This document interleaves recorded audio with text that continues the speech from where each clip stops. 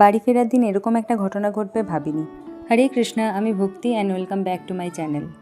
আমাদের যেহেতু সকালের ট্রেনেই বাড়ি ফেরার কথা, তাই আমরা সবাই মিলে প্রথমে চলে যাই গদা ভবনের প্রসাদ পেতে। আজকের প্রসাদ ছিল একেবারে সিম্পল। প্রসাদ পেয়ে এসে আমরা সবাই রুমে একটু রেস্ট নিই, আর এদিকে মেজদি সোনাইকে নিয়ে একটু শুয়েছিল, কারণ ও চলে যাবে রঘুনাথগঞ্জ।